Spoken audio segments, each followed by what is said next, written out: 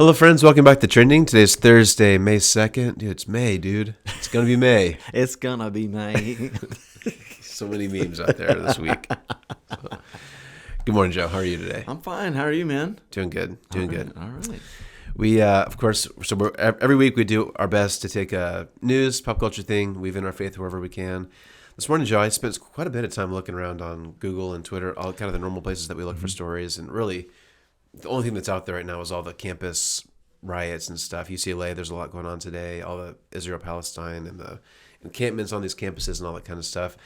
You and I are going to try to not really go into that. It's a heavy issue. Yeah. There's a lot of history. It's a complicated thing. We know we can't really say anything that's going to help that situation. We're probably just going to make people mad.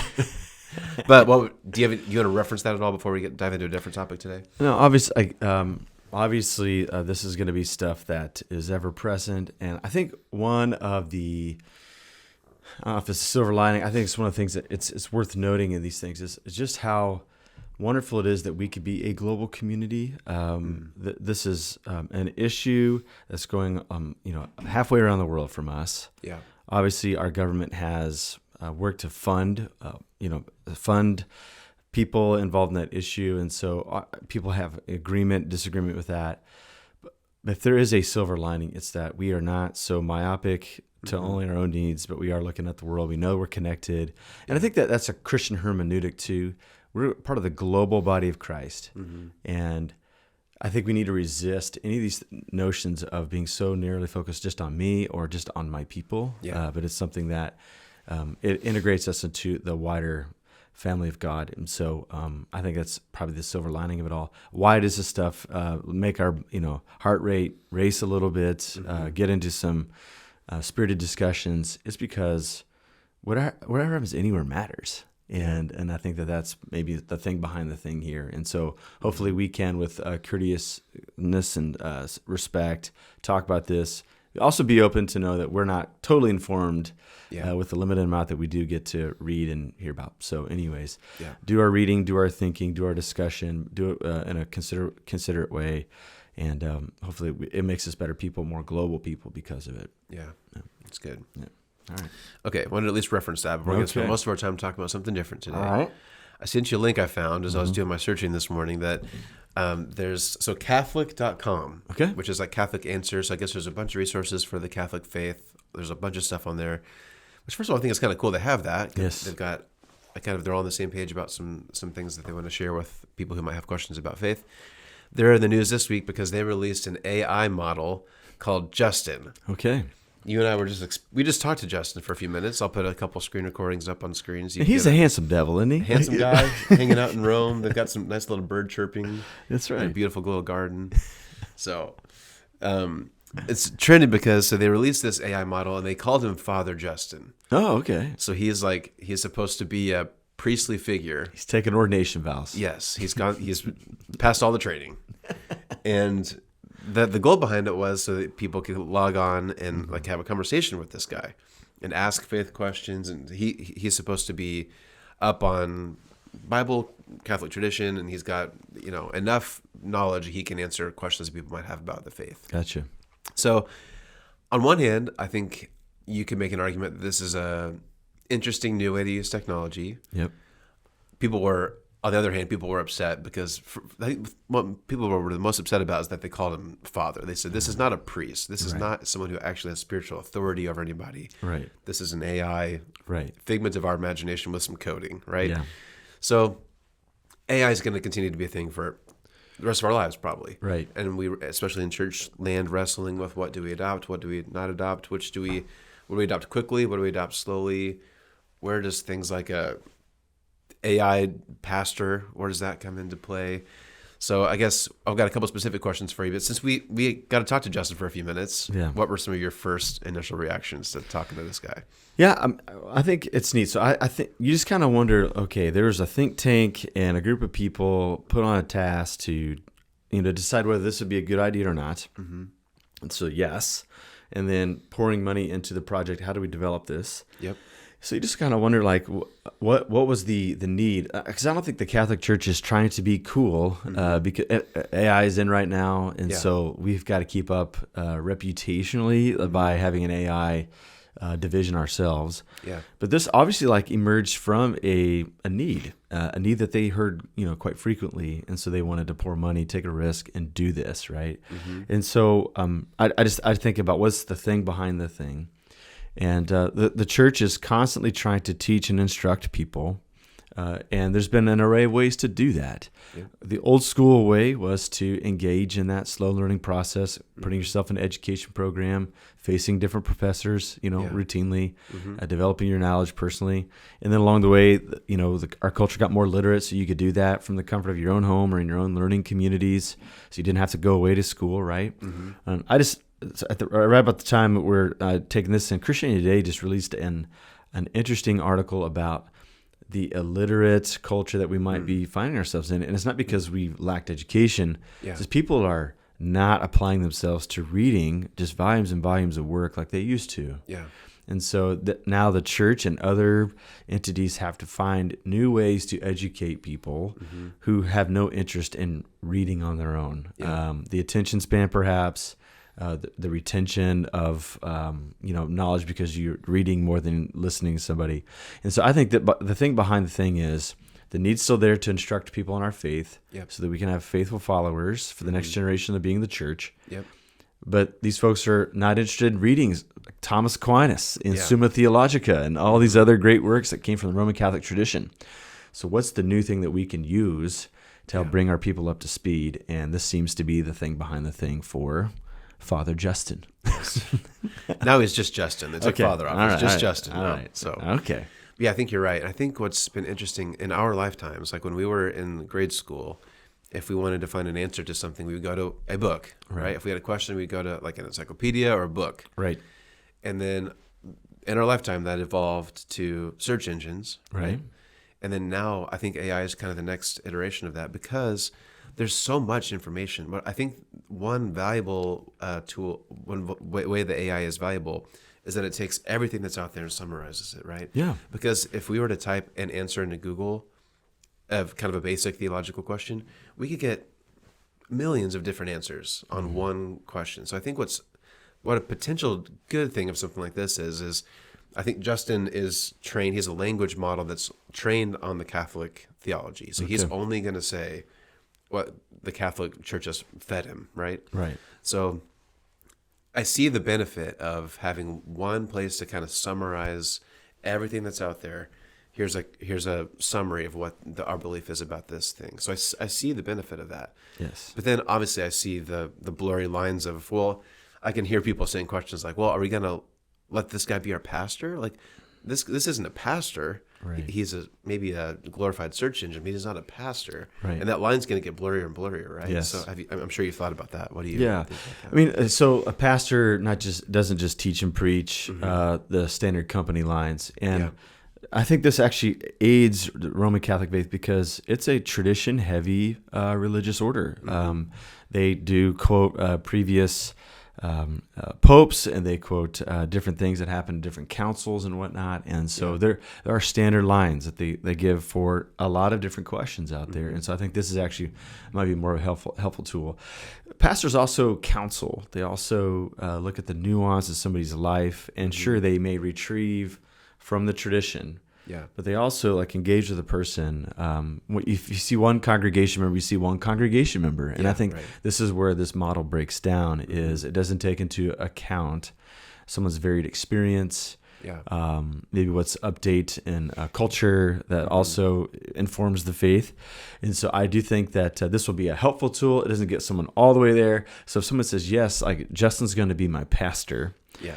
But how is that different than someone listening to a Joe Rogan from afar? And there was a New York Times article about how the new priests are these cultural priests like Rogan and the rest who are wildly popular, and people just kind of more or less go off what these folks conclude about very complicated topics out there, right? So I don't think that this is something that's unique. I think all of us are tempted to have the same thing. Like somebody who is not really a flesh and blood guide in front of us, who knows us, we're still taking their opinion over everyone else, and that could be just as unhelpful as just an AI search engine model. Yeah. It's probably impossible for us to answer this at this point, but I'm curious if you personally have started to draw any like lines in the sand of, okay, this is okay for a AI to do this theologically, and this is where I think, no, this needs to be handled by a person. So just an example. So I remember when online church started taking off, I heard people say things like, can we pray in real time with a pastor who actually prayed a week ago? It's like we're listening to a sermon and there's a pastor praying, but he said this a week ago. Right. Can we pray in real time with a prayer that's already been prayed? That's just an interesting thought experiment, right? Like what does that mean with theology and technology? And I know with some of these AI models, I haven't tried this with Justin yet, but you could have it generate a prayer. You could say, help me generate a prayer for this. And I haven't tried it yet, but I'd imagine that Justin, or we know ChatGPT and the others can generate a prayer. Yeah.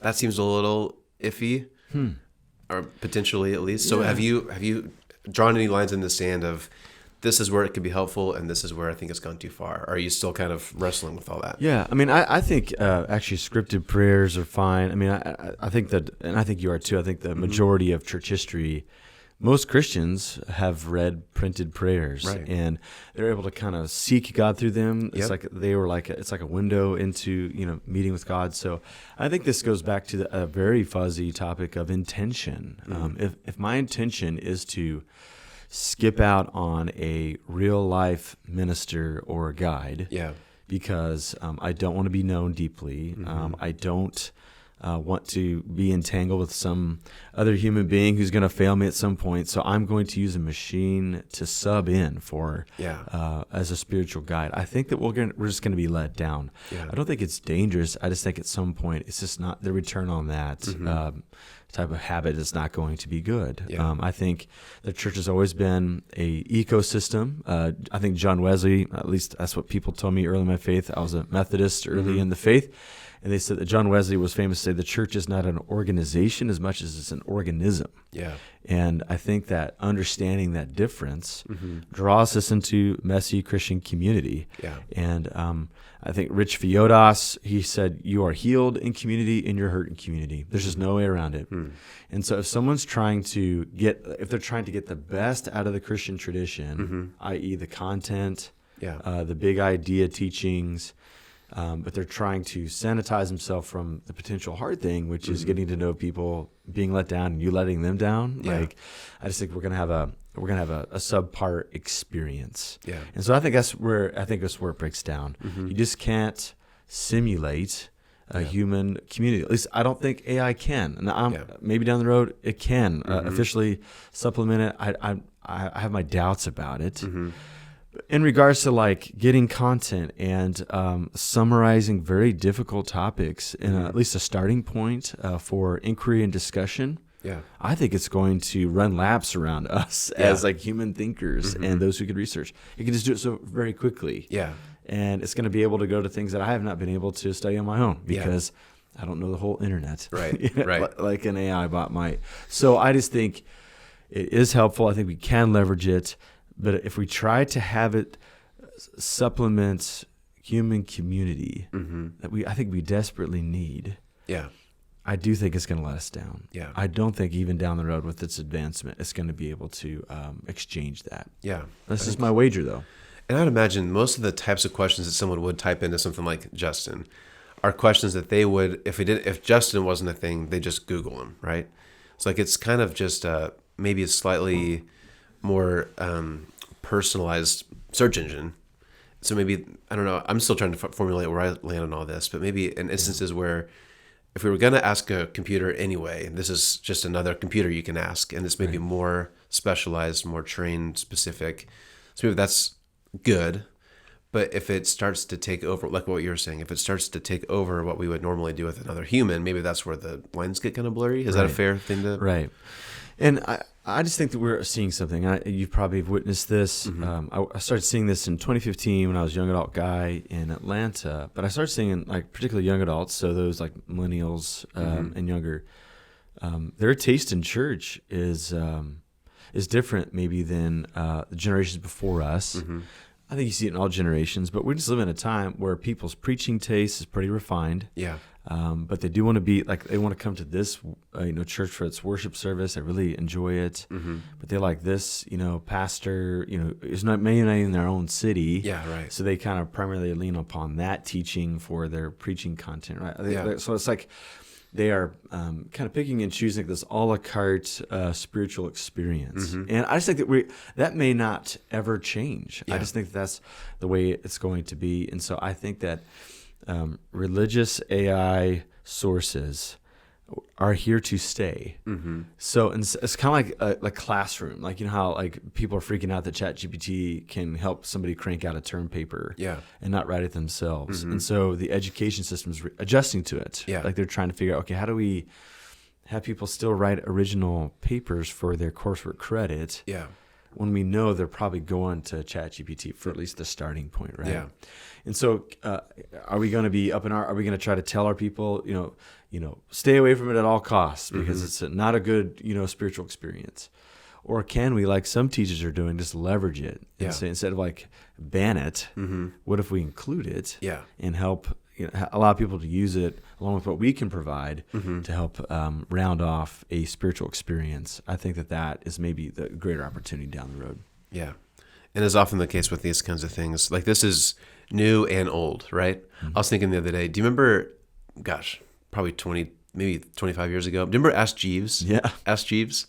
When like Google and Yahoo, all the search engines were starting to bubble up, the pro of Ask Jeeves was you could ask it questions and it tried to give you an answer, right? Yeah. So it was just another search engine, but it was kind of the early days of this, right? Yeah. And I don't think anybody had a problem with that. So it's all these things just get more complex and more difficult. Yeah. But at the same time, we've actually been facing things like this for a long time. So, and I think the philosopher would say, like, why do we personalize these things? And why do we name stuff? Yeah. And I think it's because we want to bond with them at some level. We want them to be distinct from us, sure, but I think we also want them to be like us at the same time. Yeah. We go back to Adam in the garden, getting the opportunity to name stuff. Yeah. And how important of a task that was. But yeah, like some people name their cars, like our minivan, Millie the minivan. Nice. Like why do we do that? Like it doesn't need a name. Right. But it doesn't stop us, right? And so, yeah, we could say, Google it, or you could say, well, let's ask Justin, or let's ask Alexa or Siri. Like, why do we try to give these things personalities? I think that's an interesting question as well for the philosophers out there. Yep, that's good.